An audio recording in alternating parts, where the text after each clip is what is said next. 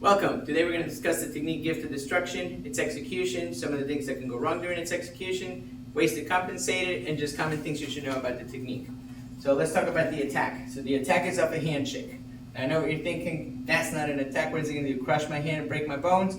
Well, actually back in the 50s and 60s, this was a very common attack where the person would pretend that, yeah, there's no problem, you go shake his hand, bam, you got sucker punched with the other hand, right? So knowing what we know, we have 4 gift techniques that deal with that situation and different ways to cancel that arm so that we don't have to worry about it. This one, again, gift to destruction, we're going to be working on pulling them to the lower right rear flank. So the idea here is I want to do thrusting salute, but I'm going to do the short version of it because instead of stepping back, I'm going to be stepping forward.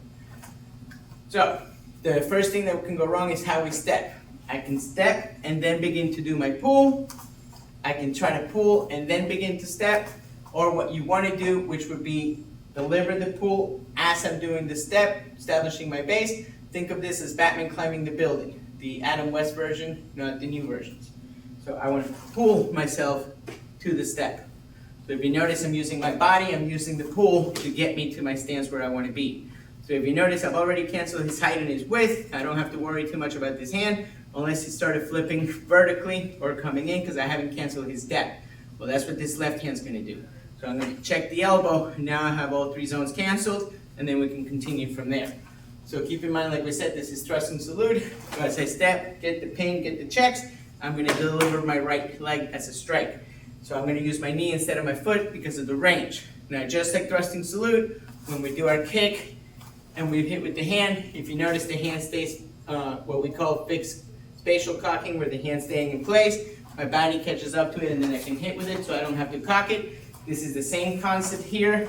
As I do the knee, my hand stays in place, I move, and it gets cocked without me having to add any extra motion to it. So it's this way. So if you notice, the hand stays in place. Now, keep in mind when you do your knees, you want a compact unit, toes pointing down.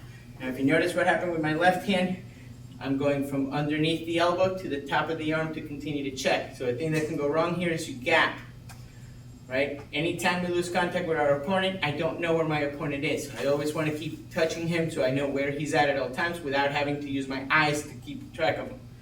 So from here, I deliver my thrusting knee.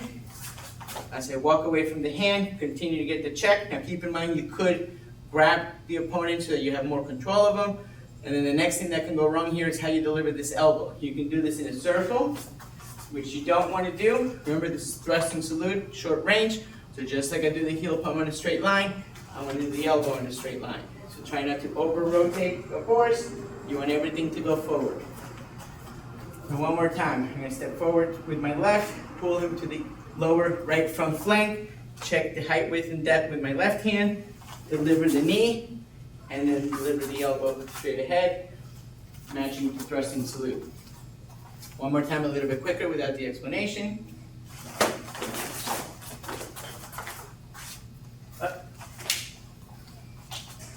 We hope this video helps you. Thank you very much.